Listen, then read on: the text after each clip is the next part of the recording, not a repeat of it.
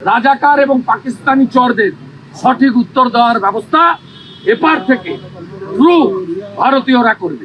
শুভেন্দু বাবু, আমি কিন্তু আমার ঘাট থেকে নেমে আপনাকে পাড়া দিয়ে মেরে ফেলবো। ওইখানে আমাকে মারতে হবে না, আমার বাংলাদেশের মানুষকে মারতে হবে না, আপনাকে আপনার কলকাতার মানুষরাই পাড়া দিয়ে মেরে ফেলার জন্য দাঁড়িয়ে গেছে। অলরেডি ভারতের অনেক নেতা আপনার বিরুদ্ধে দাঁড়িয়ে গেছে, আমরা দেখেছি।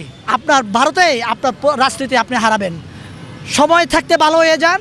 হাসু আপাকে আপনারা আশ্রয় দিয়ে উস্কায়েন না ভাই, সম্পর্ক ভালো রাখেন, আমরা আপনাদের সাথে সম্পর্ক ভালো রাখবো।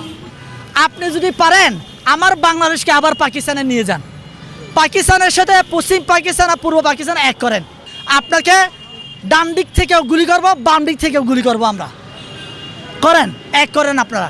এখন ভাই দেখলাম আমার বাংলাদেশের পতাকা ভারতের বাংলাদেশের দূতাবাসের সামনে পুড়ে ফেলা হয়েছে। আপনারা কি বলতে চান আমাদেরকে? আমাদেরকে উগ্রতা ছড়াতে চান?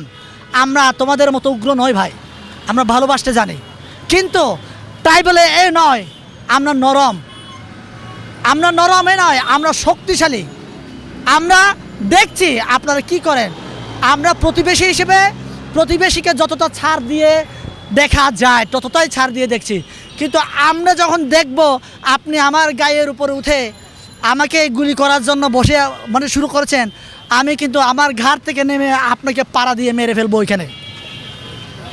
শুভেন্দু বাবু, আমাকে মারতে হবে না, আমার বাংলাদেশের মানুষকে মারতে হবে না, আপনাকে আপনার কলকাতার মানুষরাই পাড়া দিয়ে মেরে ফেলার জন্য দাঁড়িয়ে গেছে অলরেডি। আমি বাংলাদেশে থাকি, বাংলাদেশে 90% মুসলমান। ছোটোবেলা থেকে আপনার আসসালামু আলাইকুম, নারায়ে তাকবীর, আল্লাহু আকবার, এই ধরনের নানা স্লোগান শুনে শুনে আমি বড় হয়েছি। এখন আমি ছোটোবেলায় আমাকে লোকে নানাভাবে বলতো যে এরা তো মুসলমান, মুসলমানরা অনেক উগ্র, এদের সাথে চলিও না, এভাবে আমাকে নানা কথা বলতো। এখন আমি যখন আমাদের গণ অধিকার পরিষদের এক প্রোগ্রামে জামাতের সেক্রেটারি, নামটা ঠিক আমার মনে নেই, ওনার সাথে যখন